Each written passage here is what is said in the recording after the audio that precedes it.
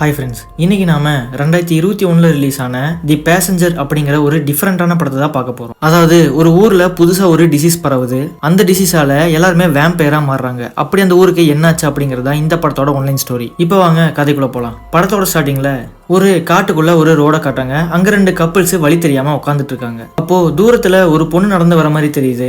ஆனா அவ பாக்கறதுக்கு நார்மலா இல்ல. அதை பார்த்தோன்னா 2 பேருமே தெரிச்சு ஓடுறாங்க. அந்த பொண்ணுக்கு ஏதோ டிசீஸ் இருக்கும் போல. அப்படி ஓடினவங்க 2 பேர்ல அந்த ஆள் என்ன பண்றான்னா இந்த பொண்ணுக்கு உதவி பண்ணலாம்னு சொல்லிட்டு பக்கத்துல வரான். ஆனா போக வேணாம்னு சொல்லி ஒய்ஃப் எவ்வளவு தடுக்கிறா. ஆனா இவன் கேட்காம ஏதோ ஹெல்ப் பண்றேன்ட்டு போயிட்டு பக்கத்துல நிக்க அவர் இருந்துட்டு இவனை பிடிச்சி வெறித்தனமா கடிச்சு வச்சிடறான். அப்படியே அந்த சீனை கட் பண்ணிட்டு இன்னொரு சீனை காட்டுறாங்க. இதுல ஒரு டிரைவர் அவரோட வேன் எல்லாம் நீட்டா தொடச்சு வச்சுட்டு எப்பயும் போல அவரோட ஒர்க்கை ஸ்டார்ட் பண்றாரு. அதாவது இவரோட ஒர்க் என்னன்னா பேசஞ்சர்ஸை ஒரு இடத்துல இருந்து இன்னொரு ஊருக்கு கொண்டு போய் விடணும். இவரோட வேன் பார்க்க கொஞ்சம் பழைய வேன் மாதிரி தான் இருக்கும். அப்புறமா அப்படியே அவன் போயிட்டு இருக்க ஃபர்ஸ்ட் பேசஞ்சரா ஒரு லேடியை ஏத்துறான். அவங்க ஏறினதுக்கு அப்புறமா இந்த டிரைவரும் ரொம்ப நேரமா அவங்க கிட்ட பேசிக்கிட்டே வரான். இவன் பேசிட்டே இருக்கிறது அவங்களுக்கு என்னமோ பிடிக்கல போல. அவங்க காதுல ஹெட்செட்டை போட்டுக்கிறாங்க. அது கூட தெரியாம பேச்சு நிறுத்தாம பேசிக்கிட்டே வந்துட்டு இருக்கான். அடுத்ததா வண்டி இன்னொரு இடத்துல ஸ்டாப் ஆகுது. இந்த இடத்துல ஒரு அம்மாவும் பொண்ணும் ஏறுறாங்க. அவங்க ஏறும்போது என்ன இது வேன் பார்க்க ரொம்பவுமே பழசா இருக்கே, கரெக்ட் டைமுக்கு போய் சேர்த்துருவியா அப்படின்னு கேள்வி கேட்க வேனு பார்க்க தான் பழசு, அதெல்லாம் நல்லாவே வேலை செய்யும், உங்களை கரெக்ட் டைமுக்கு நான் கொண்டு போய் சேர்த்துருவேன் அப்படின்னு சொல்றான். சொல்லிட்டு வேன்ல இறங்கன்னு சொன்னோன்னே அம்மாவும் பொண்ணும் ரொம்ப நேரமா சண்டை போட்டுக்கிறாங்க சீட்டுக்காக. இதனால டிரைவரும் இதுக்கு முன்னாடி ஏறி இருப்பாங்க பாத்தீங்களா ஒருத்தங்க, அவங்கள பின்னாடி போக சொல்லிட்டு அவங்க அம்மாவை நடுவில் உட்கார வச்சுட்டு அந்த பொண்ணை ஃப்ரண்ட்ல ஏத்திக்கிறான். இப்போ இந்த வேன் கிளம்புது. அந்த பொண்ணோட பேரு மார்த்தா. அப்படியே இவங்க போயிட்டு இருக்கும் போது டிரைவர் என்ன பண்றான்னா சிகரெட் எடுத்து பத்த வைக்கிறான். அவங்க குடிக்கிறது மட்டும் இல்லாம மார்த்தா கிட்டே உனக்கு வேணுமான்னு கேட்கறா. ஆனா அவ வேணான்னு சொல்லிடுறான். அப்போ அவன் முகத்துல ஏதோ தழும்பு இருக்கிறத இவன் கவனிக்கிறான். அதை பார்த்துட்டு இது என்ன தழும்பு, சிகரெட்டை பத்த வைக்காம பத்த வச்சு மூஞ்சில கொளுத்திக்கிட்டியா அப்படின்னு சொல்லி கலாய்க்க மார்த்தாக்கும் பயங்கரமா கோவம் வருது. அதோட நிறுத்தோன்னு பார்த்தா அதை பத்தி இன்னும் கிண்டல் பண்ணிட்டே தான் வர்றான். இதனால மார்த்தாவோட அம்மா கடுப்பாகி இந்த மாதிரிலாம் பேசிட்டு இருக்காத, இதெல்லாம் எனக்கு சுத்தமா பிடிக்காது அப்படின்னு சொல்லிட்டு இருக்க அவன் கலாய்க்கிறதையும் நிறுத்திடுறான். அப்புறமா மார்த்தாவோட அம்மா எதுக்கு இந்த டிரைவர் சீட்டுக்கும் பேசஞ்சர் சீட்டுக்கும் நடுவுல ஒரு கிளாஸ் இருக்கு அப்படின்னு கேட்கறான். ஒருவேளை உங்களுக்கு ஏதாவது நோய் இருந்தா அது எனக்கு பரவிடக்கூடாது இல்லையா, அதுக்காக தான் வச்சிருக்கேன் டிரைவர் மறுபடியும் கலாய்க்க. இப்படியே இவங்க 2 பேருக்குள்ளேயும் வாக்குவாதம் போயிட்டு இருக்கு. டிரைவரும் இவங்க கிட்ட மட்டும் இல்லாம ஃபர்ஸ்ட் ஒருத்தங்க ஏறிப்பாங்க பாத்தீங்களா, அவங்கள பார்த்து உங்களுக்கும் ஏதாவது நோய் இருக்கா, தெரியாம நான் வேற ஏத்திட்டேன் அப்படின்னு சொல்லி கலாய்க்க எல்லாருமே உள்ளுக்குள்ள சண்டை போட்டு போயிட்டு இருக்காங்க. அப்படி இவங்க போயிட்டு இருக்கும் போது நடுவுல ஒரு கார் இவங்களை ஓவர்டேக் பண்ணுது. இந்த டிரைவரும் சும்மா இல்லாம அந்த காரனை பிடிச்சி கேவலமா திட்ட கெட்ட கெட்ட வார்த்தையெல்லாம் திட்டுறான். மாத்தாவோட அம்மாவும் லேடிஸ் இருக்கிற இடத்துல நீ இப்படியா பேசுவ, அது மட்டும் இல்லாம சின்ன பொண்ணு இருக்கா, நீ பேசுறது ரொம்பவுமே தப்பா இருக்கு அப்படின்னும் ஃபர்ஸ்ட் இயர்னு ஒரு லேடி இருக்காங்க பாத்தீங்களா அவங்களும் சொல்றாங்க. அப்படியே கொஞ்சம் சாயங்காலம் ஆகுது. அப்ப இவங்க கிராஸ் பண்ணும்போது பாத்தீங்கன்னா மேல ஏதோ எரிக்கல் மாதிரி போயிட்டு இருக்கு. இவங்களும் அப்படியே போயிட்டு இருக்கும்போது அந்த டிரைவர் பாத்தீங்கன்னா எப்பயும் போற வழியை விட வேற ஒரு வழியை மாத்துறான். வழியை மாத்தினா பேசஞ்சர்ஸ்க்கும் டவுட் வரும் இல்லையா, அதனால உள்ள இருக்கிறவங்க எல்லாம் கேட்கறாங்க அந்த வழியா போனா டிராபிக் ரொம்ப அதிகமா இருக்கும், அதனால தான் ஷார்ட் ரூட்ல போறேன், இந்த வழியில டிராபிக்கே இருக்காதுன்னு சொல்லிட்டு இவங்க போயிட்டு இருக்கும் போது நைட் ஆயிருது. அப்போ இவங்க போற ரோட்ல ஏதோ எரிஞ்சு கீழே விழுந்து கிடக்கிற மாதிரி இருக்குது.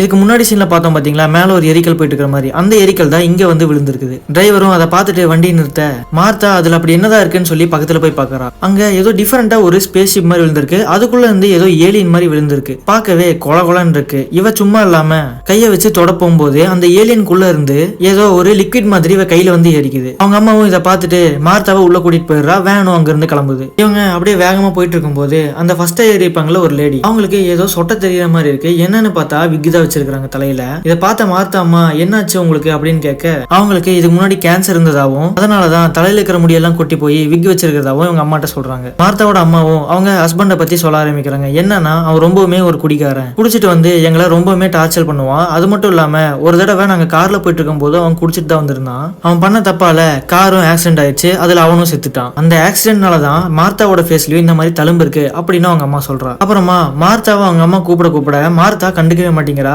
என்னன்னு பார்த்தா அந்த ஏலியன் கிட்ட இருந்து ஏதோ லிக்விட் மாதிரி இவ கையில ஏறி இருக்கும் பாத்தீங்களா, அந்த இடமே கருப்பா மாறிட்டு இருக்கு. அது மட்டும் இல்லாம மார்த்தாவோட கண்ணு கலர் மாறிட்டு இருக்கு. இத அந்த டிரைவர் பாத்துறான். ஆனா பெருசா எதுவும் கண்டுக்கல. மார்த்தாவோட அம்மா மார்த்தாவை ரொம்ப நேரமா கூப்பிட்டுக்கிட்டே இருக்கா. ஆனா மார்த்தா திரும்பவே மாட்டேங்கிறா. இதனால டிரைவர் மார்த்தாவை கூப்பிட்டு இருக்கும்போது அந்த ரோட்டுக்கு குறுக்கால ஏதோ ஒரு லேடி வர இந்த டிரைவர் அதை கவனிக்கல. அப்படியே ஒரே அடியா அடிச்சு தூக்கிடுறான். அடிச்சுட்டு நிப்பாட்டாம போயிட்டு இருக்கான்.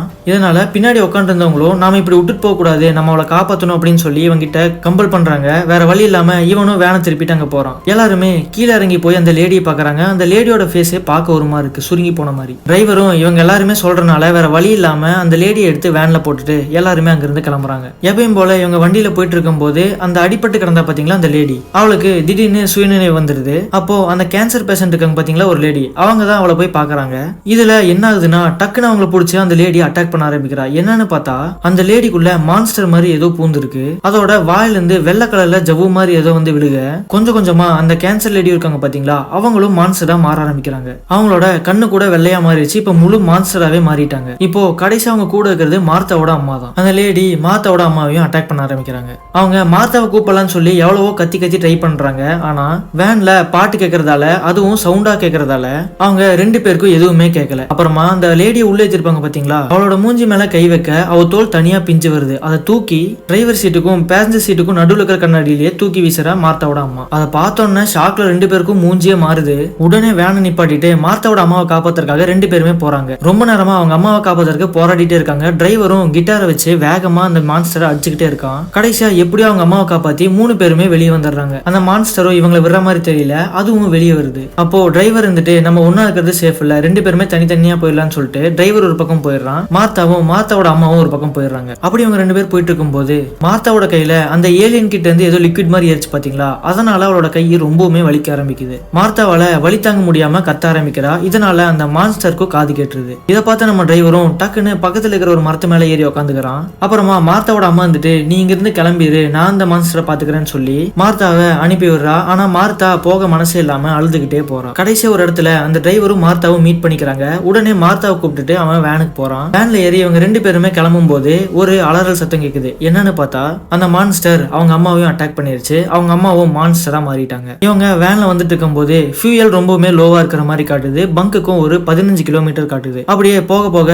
வேன்ல ஃபியூயலும் முடிஞ்சிருது. எப்படியோ ஒரு பங்கு கிட்டே அவங்க வந்துடுறாங்க. டிரைவரும் என்னடா ஃபியூயல் இவ்வளவு சீக்கிரமா முடிஞ்சிருச்சுன்னு வண்டியை கீழே குனிஞ்சு பார்க்கும்போது பெட்ரோல் டேங்க்ல இருந்து பெட்ரோல் லீக் ஆகிறத கவனிக்கிறான். அப்போ ஒரு துணியை வச்சு அதை அடைச்சு சரி பண்ணிடுறான். அப்புறமா பெட்ரோல் அடிக்கலான்னு போகும்போது அந்த பெட்ரோல் பங்க்ல யாருமே இல்ல. இதனால டிரைவரும் மார்த்தா கிட்ட நீ கொஞ்ச நேரம் மட்டும் இங்கே இரு, நான் அந்த குடோனுக்கு போயிட்டு பெட்ரோல் மட்டும் எடுத்துட்டு வந்துடுறேன் அப்படின்னு சொல்லிட்டு மார்த்தாவை அங்கே நிக்க சொல்லிட்டு உள்ள போறான். அப்படி அவன் போனதுக்கு அப்புறமா கொஞ்ச நேரத்திலேயே அந்த பெட்ரோல் பங்க்ல வேலை செய்யறவனு அங்க வரான். அப்போ மார்த்தா அவனை பார்க்கலான்ட்டு போகும்போது இவன் வேற எதையோ பார்த்து ஷாக் ஆகி நிக்கிறான். என்னன்னு பார்த்தா மார்த்தாவோட அம்மா மான்ஸ்டரா மாறி இருப்பாங்க பாத்தீங்களா, அவங்க இந்த இடத்துக்கு வந்துடுறாங்க. வந்தது மட்டும் இல்லாம அந்த ஆளையும் கொலை பண்ணிடுறாங்க. அதை பார்த்துட்டு மார்த்தா வேனுக்கடியில போய் ஒளிஞ்சு தப்பிச்சிடுறா. அப்புறமா அந்த மான்ஸ்டரும் அங்கிருந்து போக டிரைவரும் அங்க வந்துடுறான். அந்த வண்டிக்கு பெட்ரோலை போட்டு ரெண்டு பேருமே அங்கிருந்து கிளம்புறாங்க. மார்த்தாவும் எப்படியும் அவங்க கிட்ட இருந்து தப்பிச்சிட்டோம்னு சொல்லிட்டு போயிட்டு இருக்கும் போது அந்த மான்ஸ்டர் இவங்களை விடுற மாதிரி தெரியல. வண்டிக்கு பின்னாடியே வேகமா ஓடி வந்து இவங்க ரூஃப்ல ஏறிடுது. இதை பார்த்து நம்ம டிரைவரும் உடனே சடன் பிரேக் போட அந்த மான்ஸ்டரும் டயருக்கு முன்னாடி போய் கீழே வந்துருது. இதுதான் சான்ஸ்னு சொல்லிட்டு வண்டியை முன்னாடி பின்னாடின்னு ரிவர்ஸ்ல எடுத்து அந்த மான்ஸ்டரை கண்ணா பின்னா நசுக்கிறான். அதாவது மார்த்தாவோட அம்மாவை. எப்படியோ தப்பிச்சிட்டோம்னு சொல்லிட்டு ரெண்டு பேரும் கொஞ்சம் தூரம் போயிட்டு இருக்கும் போது டிரைவருக்கு ரொம்பவுமே தண்ணி தாக எடுக்க ஆரம்பிச்சிருது. கிட்டத்தட்ட மயக்கம் போற ஸ்டேஜுக்கே போயிட்டான். இதனால மார்த்தா தண்ணி எடுக்கிறதுக்காக கீழே இறங்கும் போது இந்த பக்கம் இவன் ஏத்திட்டு வந்தான் பாத்தீங்களா மார்த்தாவோட அம்மா, அவங்க அம்மாவுக்கு எதுவுமே ஆகல. மறுபடியும் பழைய மாதிரி எந்திரிச்சு நிக்கிறாங்க. மறுபடியும் அந்த மான்ஸ்டர் சும்மா இல்லாம இவங்க வண்டியை கண்டுபிடிச்சு நம்ம டிரைவர் சோர்ந்து போய் உள்ள உட்காந்துட்டு இருப்பான். அப்போ அந்த மான்ஸ்டர் வாயில இருந்து ஏதோ நாக்கு மாதிரி பெருசா வெளியே வருது. அது டிரைவரோட கழுத்தை நசுக்க அந்த டைம்ல கரெக்டா அந்த இடத்துக்கு மார்த்தா தண்ணி எடுத்துட்டு உள்ள வரும்போது அதை பாத்துறா. உடனே அவ கிட்ட இருக்கிற ஒரு லைட்டரை வச்சு அந்த பிடியில இருந்து டிரைவரை காப்பாத்திடுறா. அதனால இப்போ மான்ஸ்டர் மார்த்தாவை அட்டாக் பண்ண ஆரம்பிக்குது. டிரைவரும் அந்த மான்ஸ்டர் கூட எப்படியோ சண்டை போட்டு மார்த்தாவை காப்பாத்தி ரெண்டு பேரும் மறுபடியும் வேன்ல வேகமா போக ஆரம்பிக்கிறாங்க. அப்பயும் அந்த மான்ஸ்டர் விடுற மாதிரி தெரியல, இவங்கள துரத்திக்கிட்டே தான் வருது. இவனும் வேகமா வண்டி ஓட்டிட்டு போயிட்டு இருக்கும் போது ஒரு டேர்னிங்ல கண்ட்ரோல் இல்லாம வேன் அப்படியே கீழே விழுந்தது. இதனால அந்த மான்ஸ்டருக்கும் ஈஸியா போச்சு. ரெண்டு பேருமே அட்டாக் பண்ண வருது. எடுத்தோடனே அந்த மான்ஸ்டர் ஃபர்ஸ்ட் மார்த்தாவை தான் அட்டாக் பண்ண வருது. உடனே டிரைவர் இருந்துட்டு மார்த்தாவை காப்பாத்துறதுக்காக